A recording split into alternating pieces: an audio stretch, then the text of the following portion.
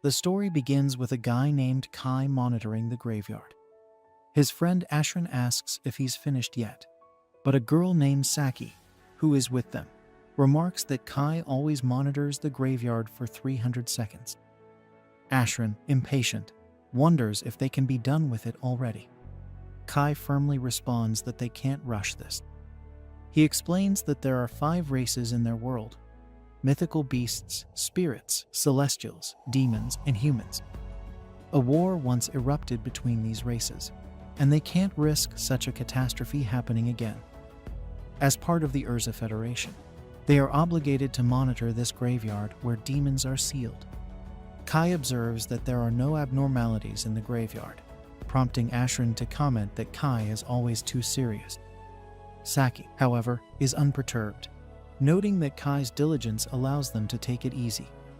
The 3 of them then drive away. Ashran asks if a sealed demon has ever escaped in the past century. Kai reassures him that it has never happened, emphasizing their duty as part of the Humanity Aegis Agency to keep it that way. Ashran sarcastically points out that their serious supervision of this graveyard won't matter if others aren't watching the remaining 4 graveyards diligently. Kai insists that everyone is taking their responsibilities seriously, and he grimly states that a demon escape would be catastrophic. Ashran agrees, and Saki tries to lighten the mood by reminding them that the world is currently at peace. Kai acknowledges this, but remains dedicated to maintaining that peace. The scene then shifts to the city of Vishal, where Kai and Ashran are training to fight a mythical beast using a machine doll shaped like a dragon. Despite the system warning Kai that he isn't strong enough to face the monster, he persists. His attack fails to harm the beast, and it nearly defeats him until Saki halts the training session just in time. She cautions Kai not to push himself too hard or risk injury. Kai argues that training without taking risks is pointless. Saki compliments him, suggesting that if he had been born during the Great War of the 5 races, his name might have gone down in history like their hero. They both gaze at a portrait of Sid the Prophet. Kai humbly asserts that he isn't cut out for such greatness. Saki shudders at the thought of the heroes of the other races being around today, unable to imagine a human winning against them. Kai reassures her that they have nothing to fear, as Sid the Prophet defeats all 4 heroes with the shining sword given to him by the prophetic god, Arsla Salaka. Saki expresses skepticism about the legend of Sid the Prophet, noting the lack of photos or videos compared to the heroes of the other races. Kai muses that it would indeed be great if someone like Sid existed. Saki then wakes Ashran, who was napping after his training session, and asks both of them what they plan to do about Jean's promotion celebration. Ashran suggests giving Jean a bouquet of flowers, but Saki disagrees. She explains that Jean, who is transferring to the headquarters of the royal capital of Urzak, and is the youngest ever to be selected at just 17, will surely receive plenty of bouquets from everyone else. They should strive to get her something different. Kai then receives a text from Jean asking him to meet her at 10 the next morning, and to keep it a secret from Saki and Ashran. Saki and Ashran also see the text and teasingly wonder if Kai and Jean are planning something naughty. Kai denies their claims and goes out for a run to get away from them. The next morning, he waits for Jean, who arrives punctually, surprising him as she is usually late by at least an hour. She retorts that being on time is the least she can do since she will be transferring to Urzak next week. Noticing his flashy outfit, she comments on it, and Kai explains that he came straight after his morning training. Jean remarks that Kai might be the only person unfazed about going shopping with her. Kai wonders if she wants to go shopping with someone else, only to realize she is being sarcastic. They begin browsing shops, and Kai learns that Jean wants to buy presents for Ashran and Saki, as this might be the last time she sees them before her transfer. Kai thinks she is exaggerating since her transfer will only last for 2 years, and she will be back after that. However, Jean points out that by then, Saki and Ashran will have completed their military service and become civilians. She and Kai will be the only ones remaining in the Humanity Aegis Agency, and this thought saddens her. Kai tells her not to be so gloomy, reminding her that her goal is to surpass her father, the Ursa headquarters chief. Jean thanks him for the confidence boost, and they continue their shopping trip, eventually finding suitable presents. At a red light, Jean recalls how Kai once wandered into the demon graveyard when he was just 10 years old. Kai confirms this, explaining it happened during an inspection trip with her father. Jean remembers being surprised when Kai told her he saw Sid's sword there. Kai admits he no longer talks about it because no one would believe him. Jean thinks that's when Kai started feeling it was his duty to ensure demons don't emerge from the graveyard. Kai still feels this responsibility, and Jean acknowledges that this is why he will still be in the Humanity Aegis Agency in 2 years. As they cross the road, Jean asks Kai if he can predict where they will be in the future. Kai struggles to answer, and just then, he notices the world around him warping. He calls out to Jean, but she responds normally, making him realize that only he can see the changes. He panics as he sees something like a black hole sucking up the entire world except for him. A voice says the world is being overridden, and he finds himself in a destroyed version of the city. Confused, he encounters a demon. The demon attacks him with magic, but he blocks it using his weapon case. He manages to grab his gun sword and counters the demon's attack with modified elven bullets, explaining they were created using elven magic. The demon then attacks with a fire spell, but Kai dodges and takes it out with another bullet at close range, a modified Drake bullet that produces mythical beast breath.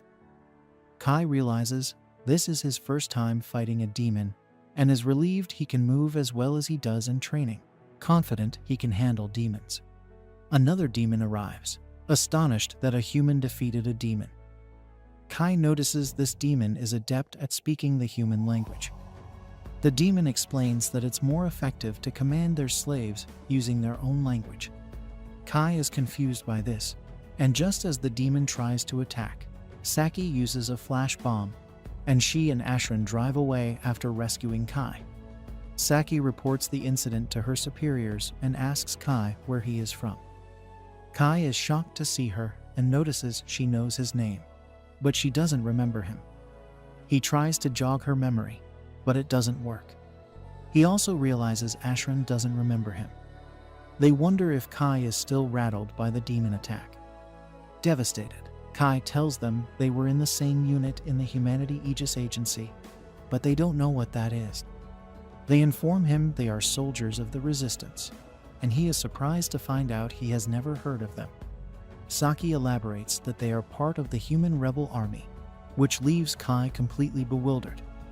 He asks them to explain more about this world, and Saki explains that there was a great war of the 5 races 30 years ago, and humanity lost. Cities around the world were taken over by the other 4 races, and humans are now barely surviving by running and hiding.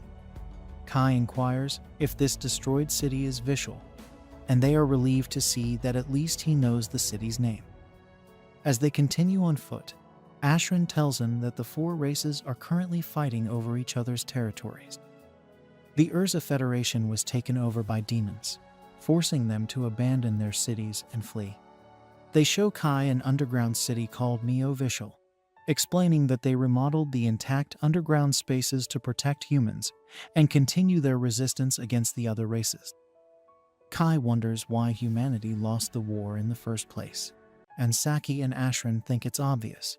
The other races are far more powerful. Each race also has a leader they refer to as heroes. When Kai asks about Sid the Prophet, they don't recognize the name. Kai tells them that Sid is supposed to be a human hero who defeated the other 4 heroes, but Ashran points out that they wouldn't be living like this if someone like that existed. They notice the arrival of the main core, which confuses Kai. Ashran explains that many human cities like Neo Vishal exist, each with a resistance garrison overseen by the main core. The commander of the resistance is a savior of the Urza Federation's people, and Kai is stunned to see that it's Jean. But in this world, Jean is a man. They report to Jean, who inquires about Kai. They explain that they secured Kai on the surface and that his memories are a bit hazy. Kai is shocked to see Jean as a man and tries to tell him about their recent shopping trip. But Jean has no idea what he's talking about. Kai is devastated that Jean doesn't remember him. When he tries to ask Jean why he is dressed as a man, this surprises Jean. Kai approaches, insisting it was her dream to surpass her father as a daughter, but a soldier from the main corps stops him. Jean and the others leave, and Saki and Ashran suggest Kai rest as he seems unwell. At night, Kai researches this world, noticing it is similar to his own, but there are no records of him or Sid the Prophet.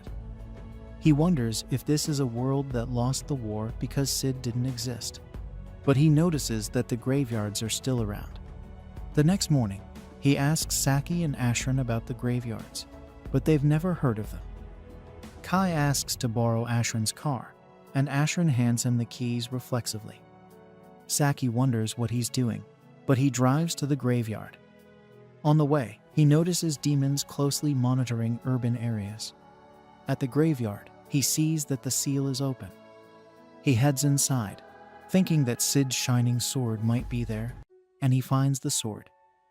Realizing the legends were true, he draws the sword. He then hears a voice instructing him not to relinquish the sword, called the code holder, as it is also the world coordinate key. A door opens in midair, and Kai steps through. He finds himself in a place resembling heaven and wonders where he is. He sees an altar with a chained girl on it. Unsure if she is an angel or a demon, he draws his sword. The girl, crying, asks him to release her, surprising Kai that she would seek help from a human. Considering that humans and the other races are locked in war, he is confused about what is happening. Despite the dire situation, Kai hesitates to free a demon, but he can't just abandon her either. Hoping she won't attack, he attempts to break her chains with his blade, but nothing happens. He then tries his rifle, but even a shot fails to cause any damage. Kai considers using the sword he found in the cemetery. Unintentionally, Sid's weapon manifests, clearly indicating it's the solution. With a simple strike, the chains shatter, freeing the prisoner. Rin, regaining consciousness, pulls away from Kai's lap and angrily shouts, demanding Vanessa's return and claiming she hasn't lost. Ignoring Kai, Rin asserts she won't be defeated by a mere lackey demon and attacks. Dodging the first spell, Kai sees a massive energy wave forming when the system's voice prompts him to cut off the fate of death. Using his blade, the young human slashes the spell in half, leaving Rin incredulous. Rin questions how a weak demon could destroy her attack, so Kai turns his back to show he is human, with neither wings nor a tail. Realizing her mistake, Rin apologizes for her behavior, explaining that her hatred for demons makes her impulsive. When Kai asks about her species, Rin avoids the question and asks to leave it aside. Accepting this, Kai asks where they are, but Rin herself doesn't know, having ended up there after fighting Vanessa. Alarmed, Kai confirms if she's referring to the Dark Empress and heroine of demons, as that is no ordinary opponent. Rin affirms Vanessa's capability of devastating entire demon armies, but emphasizes what she witnessed from Kai. He was about to explain the sword's role when a robotic woman announces the awakening of a singular destiny entity, posing a gigantic threat to the New World Order. The robot initiates sealing through last risers and attacks Kai and Rin with all its might. As the structure around them shatters, they try to evade, but the machine uses a portal to grab Rin, initiating Code Zero, which conjures magical orbs that injure her. Seeing this, Kai reacts, using Sid's sword to cut the metallic claw holding Rin. The machine is stunned by the forbidden sword, and while Rin sees Sid's image reflected in Kai, he teleports them both to a distant location. Safe, Rin confesses her fear with a strong hug, which Kai reciprocates. Analyzing their situation, he asks if Rin has any companions. She has none, explaining it's the first time someone has done something like this for her. Celestial spirits and beasts rejected her, and demons called her an abomination. This led her to duel their leader, Vanessa. Similarly, Kai feels isolated, as no one remembers him in this world. He believed humans won the Great War of the Five Races, but now sees his city in ruins. Rin didn't know this, noting that humans were winning after a hero's appearance before her fight with Vanessa. Kai asks if she knows Sid, but she doesn't.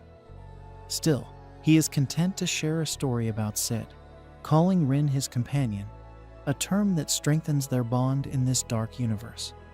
As they begin their journey, Rin faints, and Kai carries her on his shoulder. They need to pass through the city, and although Rin generally distrusts humans, she trusts Kai. Later, lying in bed, Kai feels the weight of the day's events. On their way to the city, Rin panicked in the car. Although she can hide her wings, her behavior draws attention. Hearing her sing in the shower, Kai is surprised other races know how to sing. Suddenly, she runs out in a towel, alerting him that the water stopped flowing. She finds it unfair humans have hot water, while she bathed in cold rivers and lakes. Kai's bed is soft, unlike the underbrush and rocks she slept on. However, now this human city is in ruins, as Kai said. He finds it hard to believe the historical outcome of the Great War has reversed. Rin bets they will find a way out and return to their world. For now, hope is all they have. As they sleep, Rin enjoys a warm bed for the first time, while Kai tries to rest on the floor. However, his rest is interrupted when Rin senses a strong magical presence nearby, firmly stating a demon is close. The city's sound system announces an enemy attack, urging civilians to evacuate. Stepping into the street, Kai laments that one of humanity's last refuges is in danger, believing his race is cornered with no savior. But after yesterday's events, he believes he might be the only person capable of wielding the forbidden sword like Sid. Armed with this trump card, he heads into battle. Meanwhile, Saki and Asheron are already on the front lines, battling fiercely. The creature's tough armor seems impenetrable. Asheron urgently asks Saki to grab the machine gun, but on her way, she is nearly killed by an enemy. Kai appears just in time to save her, striking the demon hard and advising her to use water against them. When the opponents absorb water, their stone bodies become heavy, preventing them from flying. With this tactic, it's just a matter of bombing the enemies until they turn to ashes. Rin seems about to meet her end, but Kai intervenes again, wielding Sid's sword to save her. Kai appears to be operating at a much higher level than he ever imagined, and this sudden power is what has balanced the forces between the two races so far. With Rin's assistance, they manage to defeat the last opponent. Rin's extraordinary abilities make Kai realize she could indeed face Vanessa. Despite their victory, part of the city is devastated, with structures housing the population in flames. Terrified, Saki and Asheron are amazed by Kai's feats. He reveals he came from a world where humans won this conflict, and their advanced fighting style and special ammunition played a significant role in securing that victory. Before they can question his story further, Asheron receives an urgent message from the surveillance cameras. 2 demon scouts have escaped. Without delay, he rushes to alert headquarters, fearing the worst.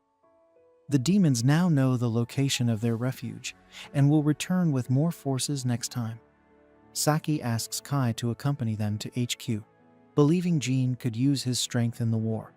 He agrees. On the way, Kai asks if the rebel army HQ of the Urza Federation is in the ruined royal capital, but Asheron explains that the demons would never suspect humans are hiding there. Saki adds that the idea came from Jean's father, the former commander who retired due to an injury 2 years ago, passing the title to his son. At headquarters, the officers are incredulous about Kai and Rin coming from an alternate world where the war was won. Jean wants to understand the connection between Kai and this world, noting how he spoke to her as if he knew her. Kai explains they were childhood friends, and Jean always aspired to be like Og and Jur. Hearing these names, Jean is shocked and ends the meeting abruptly. Later that night, Phelan knocks on Kai's door, informing him that the commander wants to see him. Upon arrival, Kai finds his friend without her male disguise. She reveals that only Phelan and a few veteran directors know she is a woman. Jean is surprised that Kai knows her father and grandfather's nicknames, Og and Jur.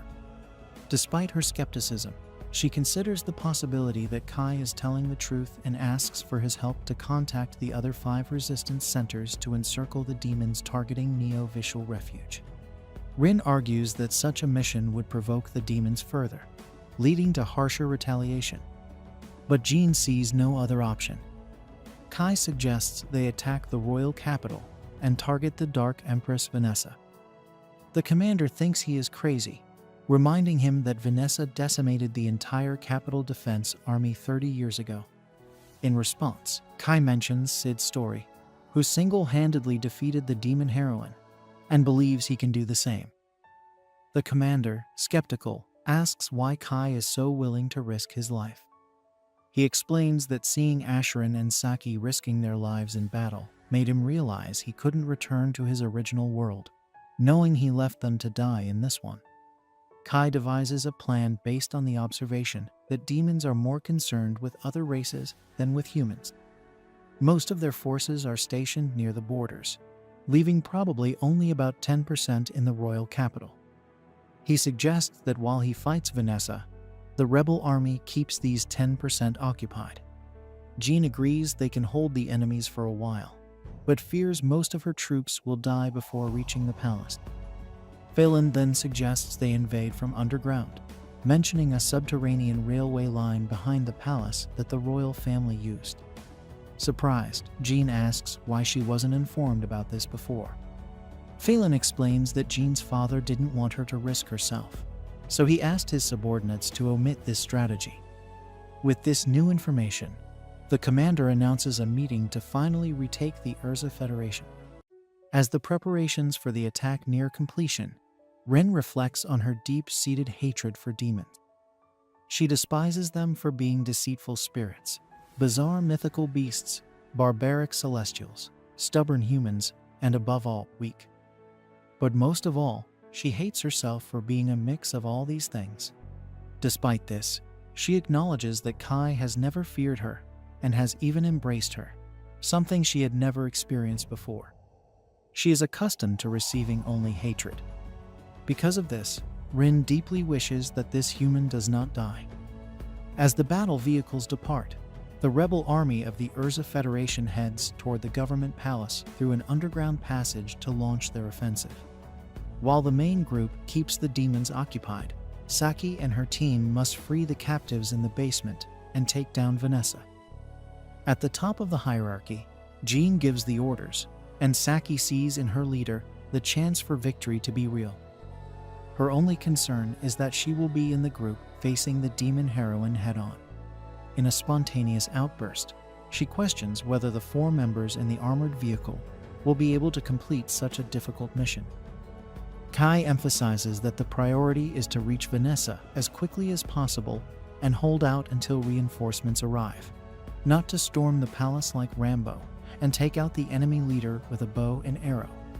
Moreover, Kai has already demonstrated his strength in conflict and trusts only Saki and Asherin to accompany him on this mission. Saki doesn't seem any calmer hearing this, so Rin pats her head to try to make a difference. Surprised, Saki calms down. The entity points out that she is also powerful enough to face enemy forces, although Vanessa is a formidable opponent. If the Empress of Darkness insists, Rin is prepared to self-destruct and take the demon along. Unfortunately, this last part doesn't seem to have made Saki any calmer. Similarly, Asherin confesses to being worried since no one knows what the palace will be like when they arrive, especially with the rebels moving with so many people, making it easier for them to be discovered by the enemies. Regarding this, Kai reminds them that demons are sensitive to magic, and that humans do not possess magical power, which could camouflage the men until they reach the target location. Ashran calms down a bit at this information and adds that all the rebels will be remembered forever because of this mission, perhaps even well rewarded. Hearing this, Kai comments that this Ashran is stronger than the one from his original world, and Ashran questions if that is some kind of compliment. Soon, upon reaching the end of the underground passage, Jean gathers all the comrades of the rebel army and thanks them for the trust placed in their leader. The commander emphasizes the bravery and loyalty of these soldiers, who are humanity's last hope, and acknowledges that many must feel insecure with a little time for preparation for this attack. However, she reminds them that the Urza Federation's resistance has been forged through years of intense battles against the domination of demons, leaving each one of them with war scars. These scars are evidence that only seasoned soldiers are on this front line, and this hardened spirit is the key to freeing humans from the clutches of darkness. With that said, the soldiers raise their weapons and let out a battle cry. After blowing up the exit of the underground passage, they reach the surface and see the government palace surrounded by demonic forces. The first act of defense is to invoke a freezing spell, but Kai knows this ability and successfully dispels it. Then he shoots the demon and gets close enough to tear its skin with his sword. Finally, a shot explodes the enemy. As soon as the first demon is taken down, more emerge to protect the palace, so the jewel of the Urza Federation fires the lightning bullet to take down several at once. In disbelief at what he saw, Ashran questions if it was Kai responsible for this massacre. Kai explains that he used anti-group ammunition produced in his world. Then the mysterious stranger asks Rin to sense Vanessa's presence. As soon as the entity points to the possible location of the Empress of Darkness, Kai announces that he will start the search from the highest floor. To avoid attracting too much attention, Jean plans to invade the palace using the emergency stairs on the south side with her team, while Group 1 will stand guard at the entrance to prevent the demons from entering the building. Group 2 will be responsible for rescuing the prisoners in the basement. During the building invasion, Phelan finds it strange that Kai claims the lightning bullet is a projectile when he didn't even pull any trigger. But the matter dies without her being able to delve into this suspicion, as the objective demands all the combatants' attention.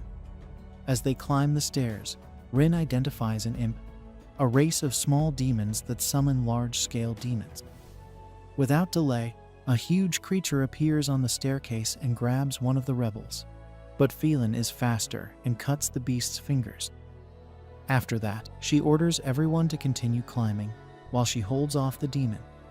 At the palace entrance, Group 1 shoots the attackers as best they can while Group 2 reaches the prisoners in the basement.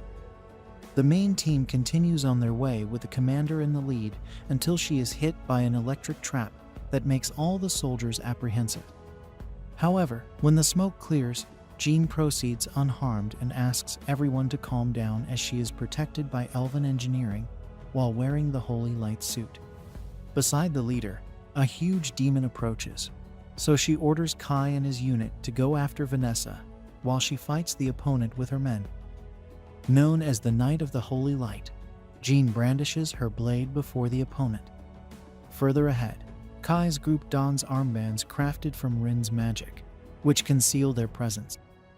As they continue on their way, they encounter a gigantic creature that makes Saki's rifle tremble. Rin tries to calm her companion's anxiety to prevent any noise. Protected by a barrier invisible to the demon, the humans breathe a sigh of relief as the beast passes without detecting the intruders. Everyone exhales in relief and heads to one of the palace rooms where the circuit breakers are located.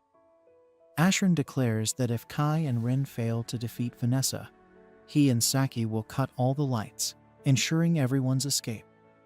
However, shortly after Kai and Rin continue their journey, the palace alarm is triggered despite Rin's barrier still functioning, leading Kai to suspect that the building's infrared sensors are still active. They pick up the pace, encountering a demon who expresses disgust at Rin's wings, calling them a chaotic and unpleasant sight. Taking advantage of the demon's tendency to talk, Kai asks if he is the one maintaining the surveillance system. but the monster never directly answers what the human wants to know. Instead, he provokes them by saying that Vanessa is pleased with this invasion and curious to know why the humans have decided to kill themselves. Not falling for the provocation, Kai tries to use the opportunity to ask if the demon can lead them to their heroine, but the monster doesn't want to miss the chance to have fun with the humans before him. With that, the creature and his subordinates summon fireballs, prompting Rin to hurry and grab Kai, dodging the flames with her wings. After escaping the first barrage, Rin throws Kai to the ground and isolates him from the battle with an ice wall so he can continue his path toward Vanessa. The demons, smelling angelic, elven, dwarven, spirit, and dragon scents on Rin, along with a demonic odor, are confused and ask what she is. Even Rin doesn't know. All she knows at this moment is that she hates these hideous creatures. Meanwhile, Kai finds a huge gate and enters the throne room, where Vanessa welcomes the human. In front of her, Kai can't help but tremble slightly. At the same time, Jean faces the gigantic demon, but struggles to penetrate the opponent's armor. She unlocks her weapon's form, revealing the moon longbow, finally piercing the enemy's armor with an arrow. Nearly dead, the demon observes that the intense elven magic Jean is using gradually consumes her life, as humans are not prepared to handle this kind of influence. For this reason, the demon believes the commander has chosen death.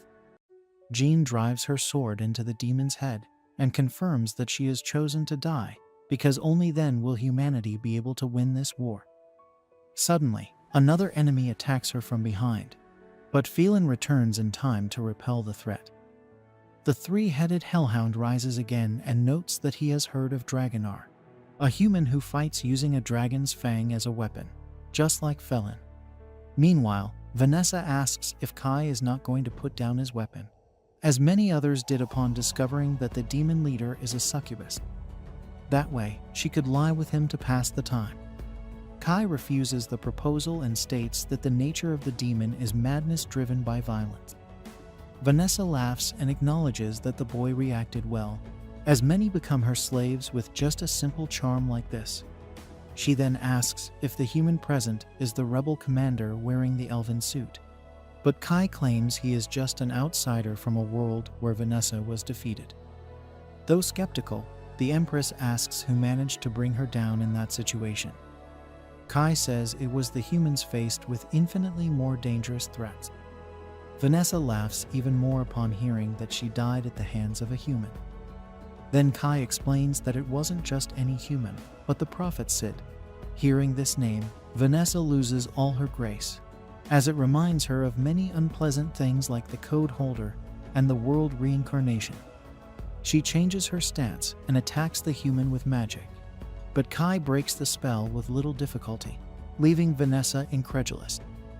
Without giving her a chance to think, Kai counterattacks with his sword and slashes her chest, but it was just a succubus illusion. The real Empress of Darkness nearly blows him up from behind. Vanessa praises Kai's ability to dodge and his weapon, which besides nullifying magic, unleashes an attack similar to a dragon's breath. This makes her start to believe that he really came from another world. More cautious, she invokes Glory, a purgatory in the form of flames that pulverizes the wall behind Kai, but he manages to escape. Irritated, she promises to end the fight by conjuring the chaos explosion, which shatters the entire building's floor in a devastating blast, shaking every part of the structure. Sovereign in the skies, Vanessa assumes there is no being capable of escaping this attack, unless it is a hero of the 5 races. However, Kai Sakura Vento remains standing before her. Frightened, Kai imagines that Sid's sword saved him once again. Then, Rin arrives, battered and with several wounds, fearing that Kai had died. Suddenly, a portal opens in the sky, and metallic claws hold Vanessa. A metallic voice announces that it detected unexpected fluctuations in the demon heroine after Vanessa heard the word Sid. For this reason, the robot initiates an excision by Last Riser to erase Vanessa's code from the world. But the Empress of Darkness reacts with the ability to be glorious. According to the succubus, she will not be defeated by Amir Alria Hound. Taking tremendous damage, the robot retreats back to the portal, leaving Kai and Rin terrified by the strength the demon heroine demonstrated. Rin notes that Vanessa has always been strong, but the one from the other world was not as terrifying as this one. Irritated, Vanessa notices that some wounds on her body are not healing, but that doesn't change the fact that she is going to crush the two opponents before her. Rin thought the fight was a lost cause and encased herself and Vanessa in a barrier. She urged Kai to escape while she held Vanessa back, but he hesitated. Vanessa recognized the barrier of the spirit race and taunted Rin, saying it was too weak to contain her. With a single effort, Vanessa shattered the barrier, sending Rin flying. Vanessa then tried to attack Rin, but Kai intervened, drawing her ire.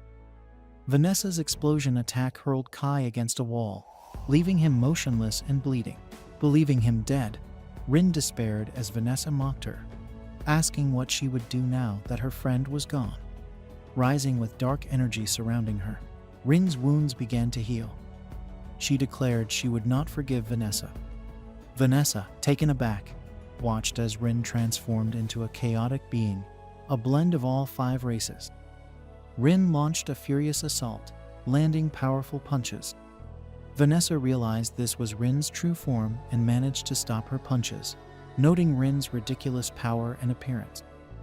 Vanessa suggested that Rin might have saved Kai if she had revealed her true power earlier, understanding her fear of showing her real self to a human. Humans, after all, feared or hated other races. Vanessa admired Rin's radiant form as a demon, but pointed out it made her less human. Rin, enraged, acknowledged the truth in Vanessa's words.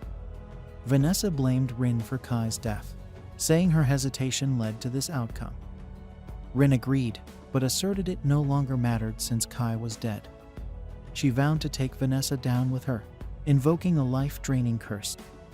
Droplets began to fall from both their bodies, representing their life forces. Vanessa was shocked, but the curse was cancelled before it could kill her. Rin was confused, and Vanessa explained that curses depend on the caster's magical power. This was her territory, prepared to weaken intruders' magic, affecting Rin threefold due to her mixed heritage. Vanessa commended Rin for lasting so long and wondered why such an abomination existed. In her final moments, Rin apologized to Kai, saying she had tried her best. Vanessa launched a fire spell at Rin, but Kai, miraculously alive, saved her. Both Rin and Vanessa were astonished. Kai told Rin he would be dead if not for her efforts to keep Vanessa occupied. Rin, in disbelief, realized it wasn't a dream because Kai was warm. Vanessa demanded to know how he survived her explosion. Kai credited the code holder and revealed he used a light sword to block the spell. Kai, taking a fighting stance, faced Vanessa, who mocked him, calling him trash for surviving her attacks by fluke. Kai declared he had to defeat her, out of determination and gratitude for Rin's sacrifice. Vanessa, with a creepy smile, questioned if he had a plan, knowing humans often proclaimed their strength and resolve but died too soon to prove anything. She acknowledged the heroes of other races, but dismissed humans as hero-less. Kai said he had no desire to be a hero, but would show her what he could do. He vowed to demonstrate the human spirit, representing humanity in this fight. Vanessa, skeptical, cast an earth spell, which Kai destroyed with the code holder. She appreciated his effort and prepared a fire spell. Kai signaled Ashran to turn off the lights, plunging the room into darkness. Vanessa couldn't locate Kai, as humans lacked magical energy. Seeing the light sword, she aimed her spell, only to find Rin holding the sword, while Kai was behind her. Kai thought about the decade of rigorous training that had led him to this pivotal moment. With a powerful strike, he sent Vanessa flying. Rin quickly handed him his sword, and with it, he managed to defeat her. Vanessa, accepting her defeat, conceded their capital back to him. In her final moments, Rin noticed something unusual about her, and Vanessa began to recall the prophecy of Sid the Prophet and the concept of world reincarnation. As her memories flooded back, Kai was puzzled and asked what she was talking about. Vanessa explained that the world had been rewritten, a phenomenon known as world reincarnation. Kai wondered if Sid had foreseen this, and Vanessa revealed that someone had indeed caused the world to be rewritten. She urged Kai to find that person, suggesting it might be one of the three heroes. Vanessa recounted how Sid had foreseen the strange occurrences and entrusted her with his sword, hiding it away. She explained that the code holder was the key to correcting the world's alteration. Kai struggled to grasp this, as Vanessa and Sid were supposed to be enemies, with records of them fighting in the Great War.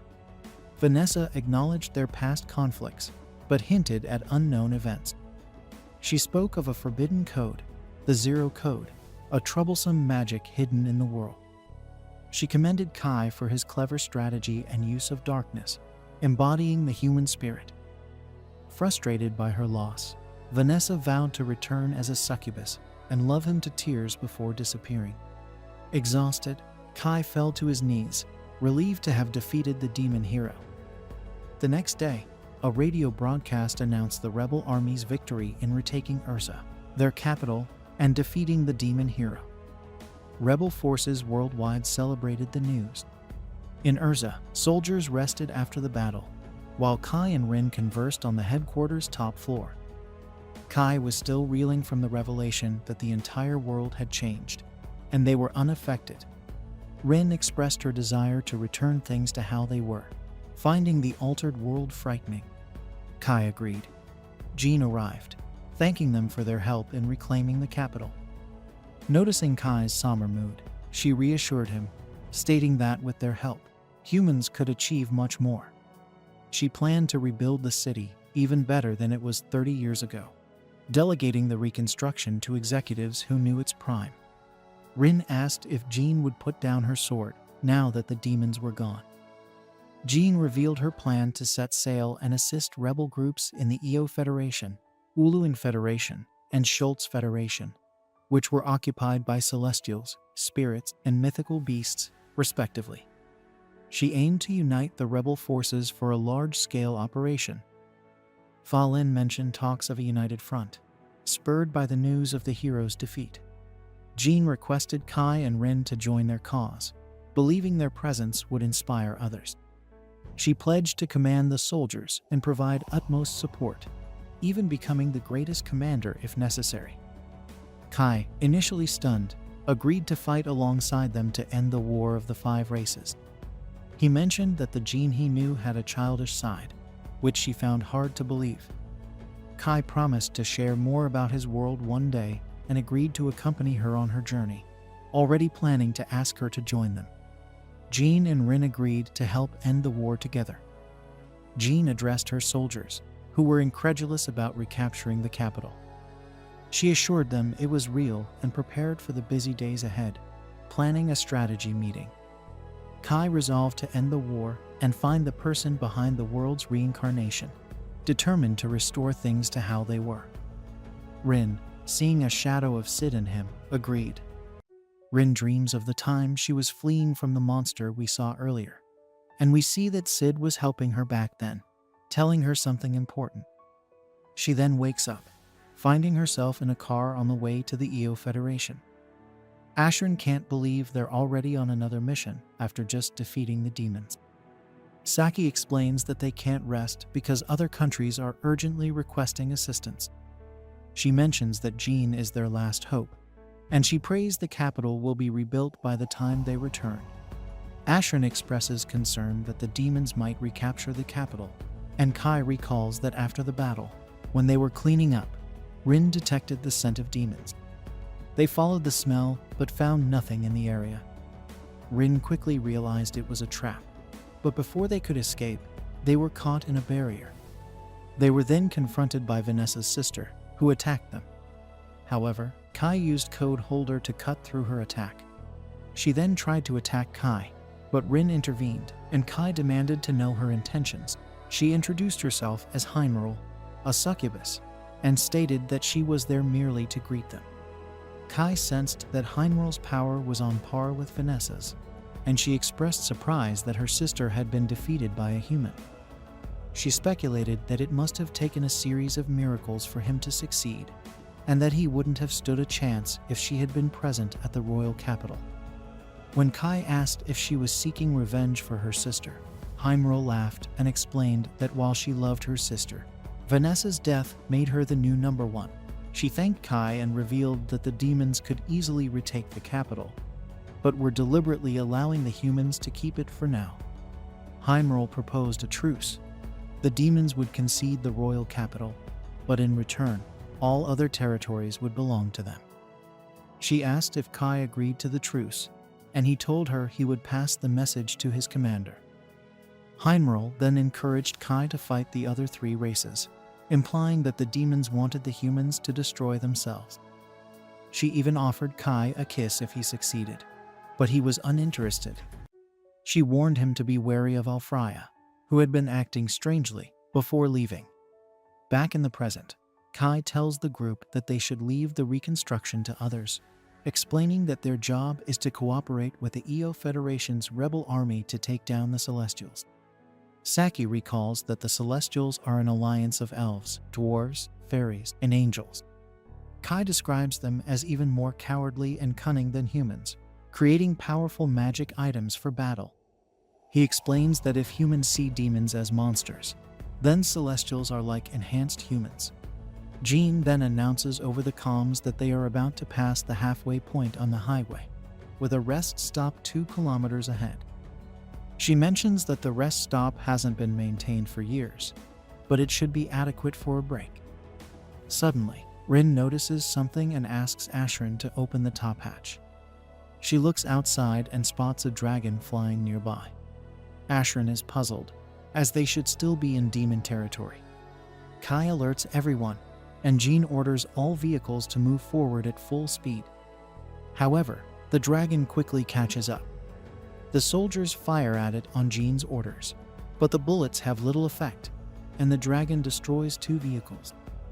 Rin then uses her lightning magic on the dragon, and Kai pretends it was one of his bullets, allowing them to drive the dragon away. Jean orders a halt to rescue the soldiers from the wrecked vehicles. The scene shifts to the soldiers at camp, where the injured receive treatment. Rin and Kai share a tent, and Kai feels guilty about using such a large space. He suggests Rin sleep in the tent for female soldiers, but Rin dislikes the idea, and Kai realizes she would feel anxious surrounded by so many humans. Rin then informs Kai that Jean is approaching, and Jean enters the tent with Phelan. Kai is surprised when Jean explains that this tent is for commanding officers, and that she and Phelan are here as her bodyguards. Phelan then asks to speak with Kai privately outside. She tells him she will guard the camp perimeter while he guards the inside. She warns that if Jean stays with her, people might figure out that Jean is a woman. Kai agrees, and Phelan cautions him not to get any funny ideas since Jean will be in light attire when she removes her armor for sleep. Kai reassures her and promises to take care of Jean. Returning to the tent, Kai sees Rin giving Jean a massage, which Jean enjoys so much that she promises to return the favor later. Kai muses that it must be tough pretending to be a man, and Jean jokes that he'll only understand how tough it is when he has to pretend to be a woman. By the way, who is your favorite character so far? Let me know in the comments below. Kai then talks to Jean about the dragon they encountered, expressing his surprise at seeing such a beast in the Urza Federation. Jean speculates that it might have been scouting the area after Vanessa's defeat, and reassures him that the capital is well defended. She then shifts the topic, telling Kai that she tosses and turns in her sleep and apologizing in advance if she kicks him during the night. Later, we see the 3 of them asleep in the tent, with Kai unable to rest as the 2 girls cling to him in their sleep. The next day, as they continue their journey, Ashra notices Kai's exhaustion and assumes it's because he was Jean's bodyguard. Kai is too tired to correct his misunderstanding. Rin notices the Great Border Wall, and Ashrin informs them they'll soon enter the EO Federation. Beyond the wall lies their destination, Cassiopeia, the 8th city near the Federation's capital, where the rebel army is based. As they approach, Saki is eager to fight any celestial they encounter. But Kai warns her to be careful, as celestials closely resemble humans. Jean then orders a halt, and they continue on foot. Rina eats some fruit along the way, but Kai points out they're poisoned, which surprises Rina, as she's had them before in the elven forest. Fa Lin explains that the celestial invasion buried the human city with the elven forest. At the rebel army headquarters, they're greeted with cheers. Seth, the advisor, welcomes them and recognizes Fa Lin, noting how long they've survived in this desolate world. Jean requests an immediate meeting with their commander, Dante Gelfa Ligeri, a descendant of the Io Federation's royal family. He's known for being envious, suspicious, and obsessive. Fa Lin warns Jean that Dante may view her as a threat, but Seth reassures her that the soldiers appreciate her. They meet Kubari, the assistant commander, who manages communication with Dante. Rin senses something off about Kubari, but keeps it to herself. When they meet Dante, he questions Jean's late arrival, dismissing her explanation about their encounter with a dragon. Dante suspects she's after more glory following her victory at the Urza Federation. Jean clarifies she's there at the rebel army's request, and Dante admits his subordinates acted without his consent. Jean advises him to focus on earning respect from his soldiers if he wants honors. Dante is taken aback by her words. During a strategy meeting, Seth explains the distribution of various races across uncharted territories. Jean offers to lead the search for the Celestial's hero, but Dante rejects the idea, arguing that a general shouldn't be on the front lines. Jean's willingness to risk her life inspires the soldiers. That night, Rin convinces Ashran to cook something unusual, which he doubts is edible. Meanwhile, Ashran asks Kai if he noticed Kubari's beauty during the meeting, and he's surprised that Rina also shows interest. The next day, Jean scouts the elven forest with the rebel army. Back at camp, Dante criticizes Jean's recklessness, and Kubari agrees, though she secretly finds Dante foolish. Jean returns and announces she'll map out the area based on her findings. Kai notices Fa Lin is worried about Jean, and she vows to lecture her later. In another strategy meeting, Jean explains that they've identified the elves' patrol routes and outlines their invasion strategy. The soldiers eagerly cooperate. Afterward, Rin asks Kai when they'll fight the angels and elves. He assures her they'll fight once prepared, but warns they must be cautious, as the Celestials are cunning. Rin then notices Kubari and Dante are absent, and Kai suspects they're uninterested in field command. Meanwhile, Dante, jealous of Jean's success, plots to achieve something greater. He decides to personally lead a mission to capture elves and angels, despite Sephin's concerns about the plan's feasibility. Dante orders Sephin to keep this mission secret from the Urza rebel army. Back at the Urza camp, Rin shares her suspicion that Kubari might not be human. Elsewhere, a rebel army lies defeated beneath a hovering castle. Alfraya informs the dwarves and elves that the angels are severing ties with them, leaving them shocked and wary of the unknown monster behind him, which Alfraya does not explain. We then see a peculiar structure. An entity with a strange metallic doll on its back approaches the clerics, who attempt to fend off its hostility. However, the Great Elder is petrified, and another mage is thrown down. Surviving the fall, the elf awakens in a cabin and hears multiple voices in her mind through telepathy. The voices express relief that Priestess Reiron has survived, but remain deeply concerned about the Great Elder. Reiron asks everyone to stay calm, promising to explain everything once she meets with the fairies and dwarves.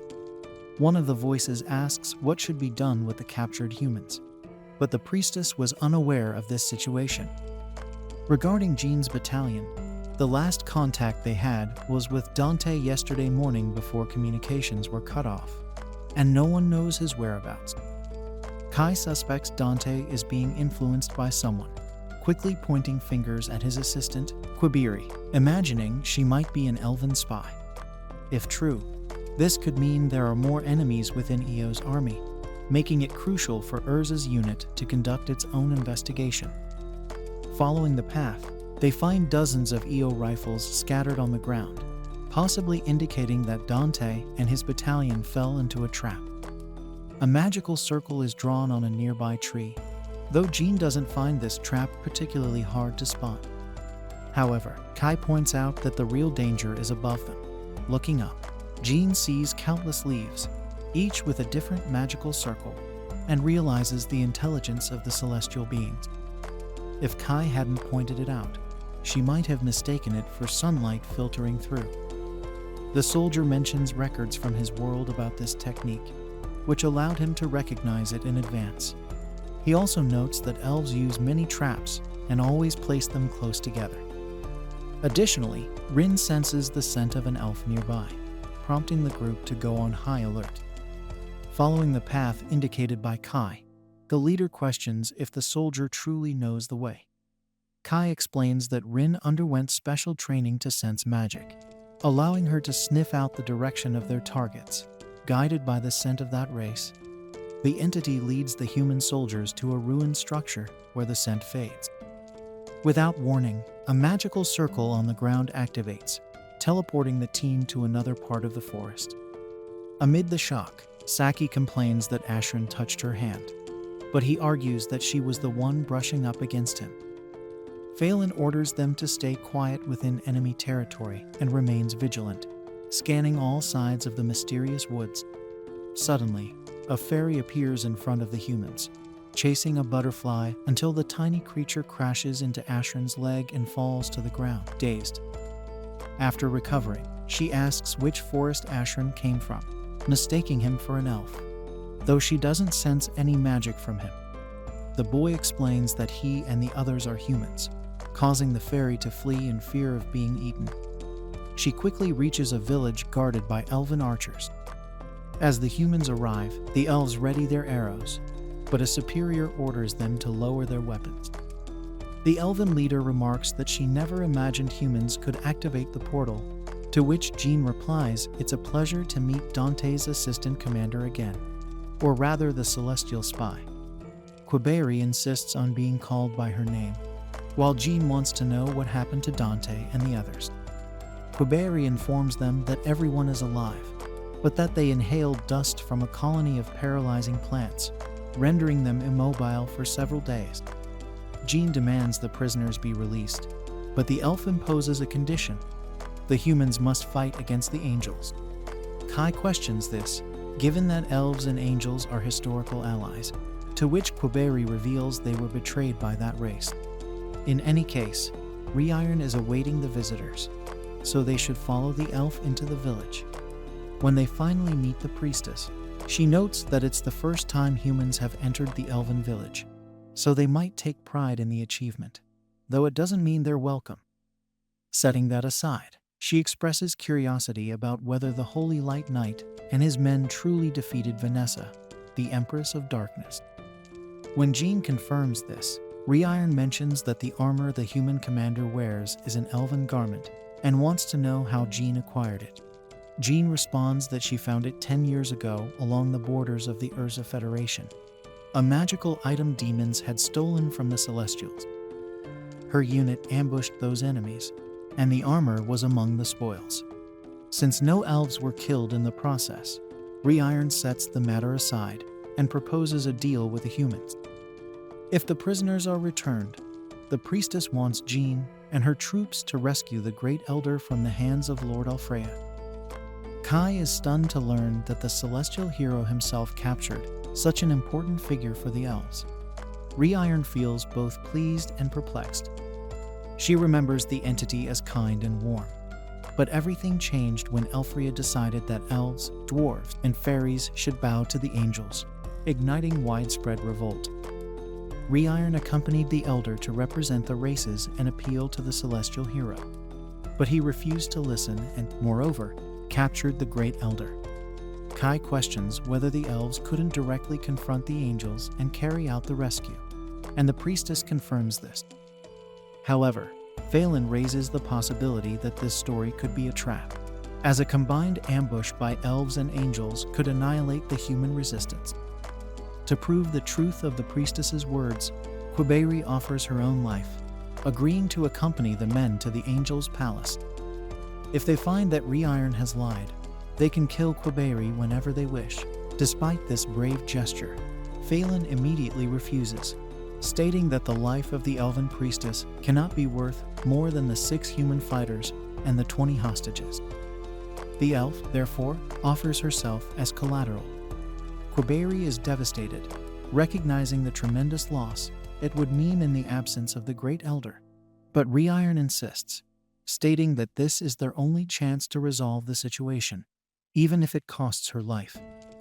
Preventing a war between the celestial beings is crucial, so the priestess instructs the dwarves and fairies, who are lurking nearby in the forest, to return to their places and refrain from attacking just yet.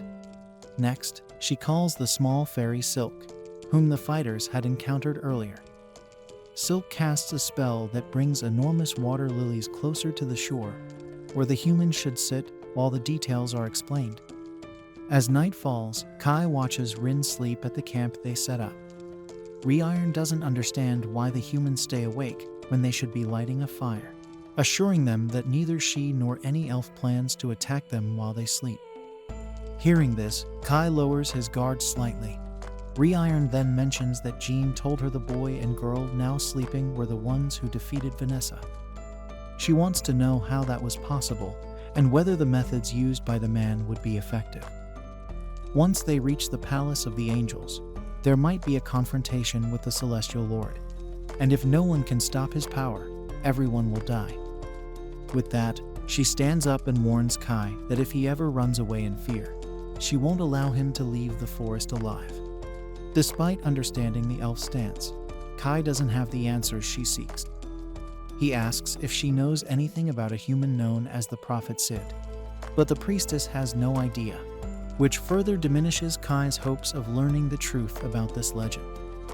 He recalls Vanessa mentioning the prophet's name, something about a global reincarnation Sid predicted, and that Kai should find the one responsible for provoking this reincarnation, as it would completely change the world.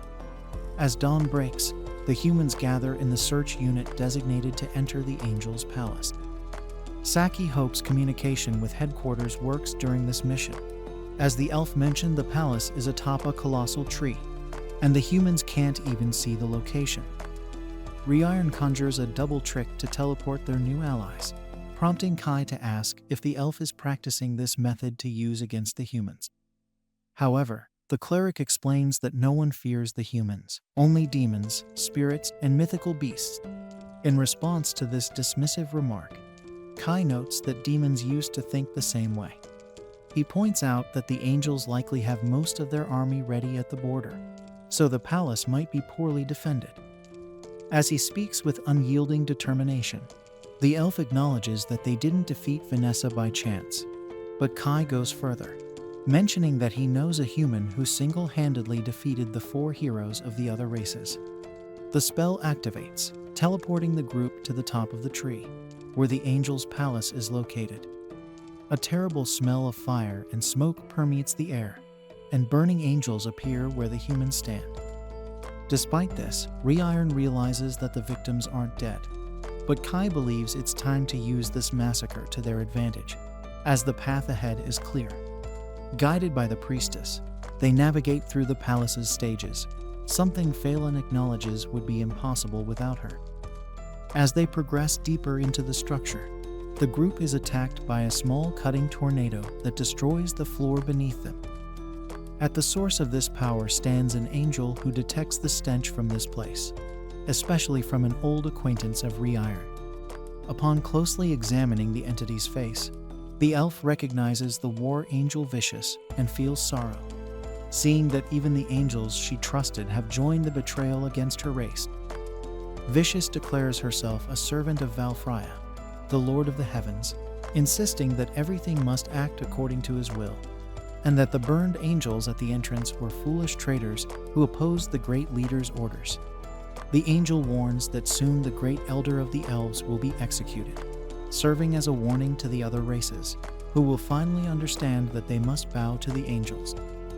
Phelan leads Ashran and Saki against the angel, while Kai and Reiron continue the mission. Vicious attempts to block the human's passage, but the shooters successfully prevent her reaction. The angel finds it ridiculous that this inferior race stands against the angels, but Phelan retorts that they've heard enough of that. On the floor above, the group encounters another angel guarding the area. Rin grabs the entity's gigantic hammer to avoid being crushed and throws the enemy away. Reiron spots Rafalo, who is outraged by the elf's rebellion against his master. Rin assures the group that she can handle this threat alone while the rest proceed. Without delay, the remaining 3 members reach the next floor, where Reiron creates magic circles on each pillar. Kai deduces that Alfreya is present, protecting himself with dozens of barriers, while Jean apologizes to the man for leaving the fight against Vanessa to him. This time, she promises to fight alongside him. Once the circles are drawn, the elf activates her power and transports the duo to the place where the Great Elder is imprisoned. In addition to the Elder, Alfreya floats in the sky, demanding obedience from the inferior beings who lack wings and must look up when they see the heavens. According to him, all blessings come from the heavens and are granted to the earth, but he wishes that only the angels receive these blessings. The scene then shifts to Vicious utters a spell that unleashes a powerful wind, nearly slicing the combatants in half. But they leap at just the right moment to avoid being shredded. Phelan, with her flaming blades, charges at the entity. The entity, recognizing her as a formidable opponent, skillfully deflects her strike. The angel observes that the swords appear to be forged from dragon fangs, which are mystical creatures. Such weapons are so powerful that they can explode on impact. Phelan is surprised by how much her enemy knows about this. Vicious then explains that celestial beings are masters at crafting these kinds of items. Phelan seizes the moment to point out that Alria aims to enslave the Celestials, reducing their talents to mere tools in his hands. However, Vicious, blinded by devotion to the supreme leader of her race and consumed by hatred for the so-called inferior races, dismisses her words. On the floor above, Ren is locked in a fierce battle with Raffaello. The angel admits he didn't expect her to pierce his divine defense. Realizing her strength, he begins to see Rin as a real threat. Rhine, however, angrily retorts that the Celestial is lying because her attacks haven't had any effect. She also emphasizes her disdain for his relaxed attitude, which she interprets as him looking down on her, just as angels do with other races. Raffaello, unmoved by her words, shrugs and asks what kind of creature she is. Rhine confesses she doesn't know, but says it doesn't matter as long as she has Kai by her side. Meanwhile, the supreme leader of the Celestials plans to execute the Great Elder of the Elves, which leaves Rhine even more disillusioned with the angel, who she once thought was kind. Filled with anger, Rhine declares that Alfred has no right to rule the Celestials and vows to send him to his grave.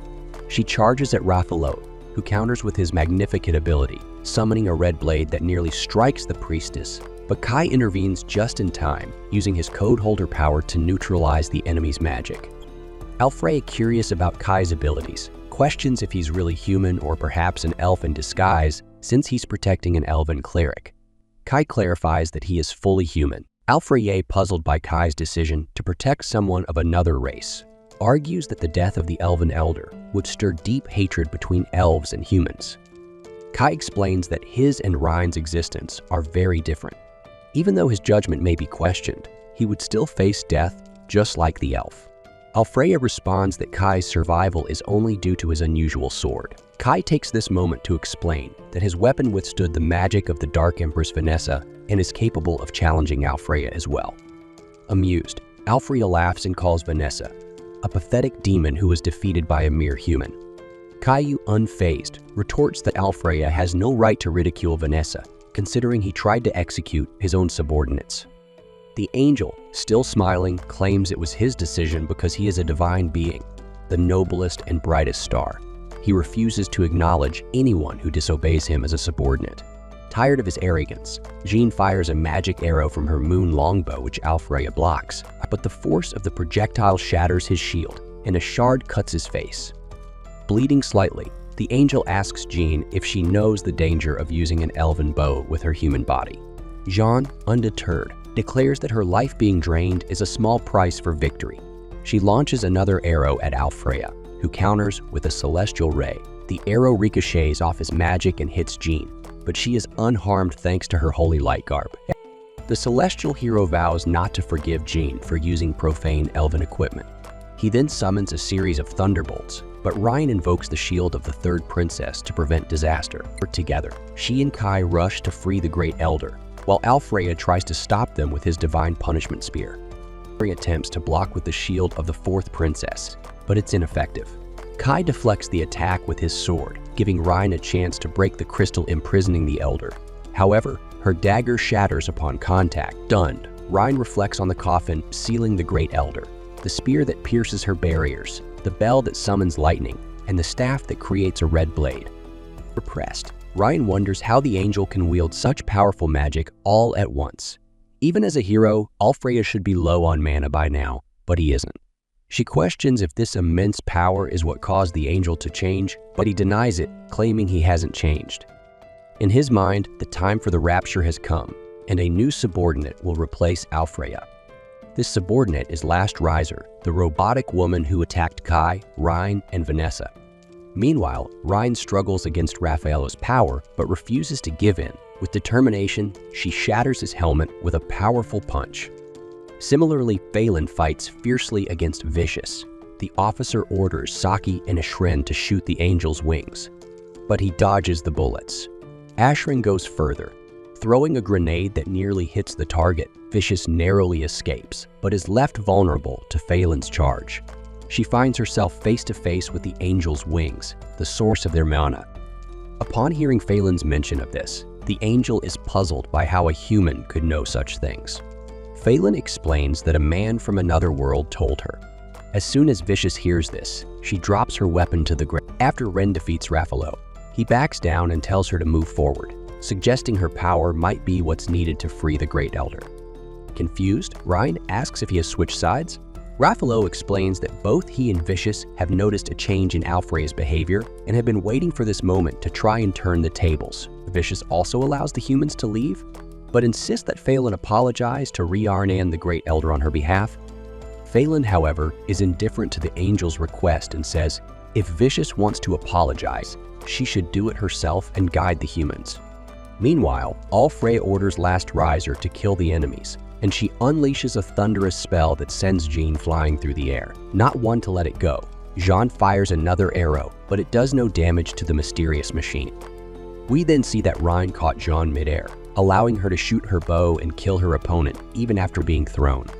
Alfreya seizes the opportunity to mock the grotesque creature of no defined race, but Rin is focused on the Last Riser in front of her. Kai asks the angel about the talk of world reincarnation, but Alfreya has no idea. Frustrated, Kai asks if he knows anything about Sid, and upon hearing the name, Alfreya's eyes tremble. He admits he received something from that human. Suddenly, Last Riser surprises everyone by wrapping one of her arms around the celestial heroes, and the machine system claims to have detected unexpected fluctuations from Alfreya due to the mention of Sid. Last Riser then executes Code Zero, removing Alfreya's code from the world and initiating hero subsistence. The angel is entirely sucked into a portal, leaving everyone in disbelief at what they were witnessing. Kai recalls that the same thing almost happened to Vanessa that day, as Last Riser withdraws through another portal. After that, Alfreya reappears within a bizarre energy spiral that obscures his original features, bringing forth the angel's avatar with black wings.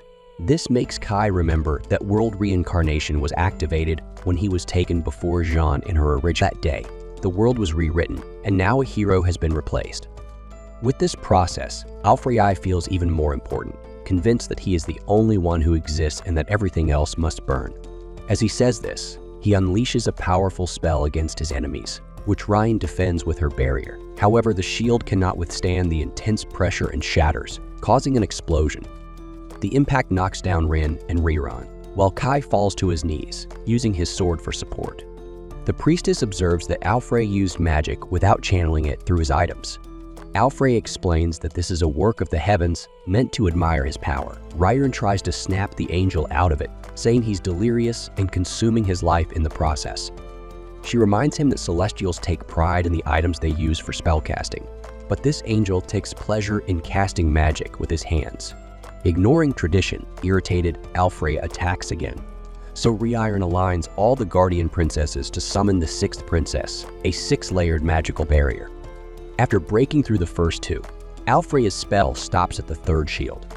The elf points out that no matter how strong Alfreya is, no attack can penetrate the 7 Guardian Princesses. However, Alfreya proves her wrong by using the divine gift of the Sword King, a blade that easily surpasses the enemy's shields and strikes Reiron. Kai steps in to block the attack, reminding the elf that she believes in the return of the true Alfreya. But the angelic machine ignores him and questions what a mere human could understand. In response, Kai says he understands that Alfreya is no longer the one Reiron worships, nor the leader of the Celestials, but merely an imitation that reproduces the power of a hero. Rin and Reiron are incredulous and fear Alfreya's reaction, while Rin, still recovering from the explosion, calls out Kai's name. Thanks for watching my recaps.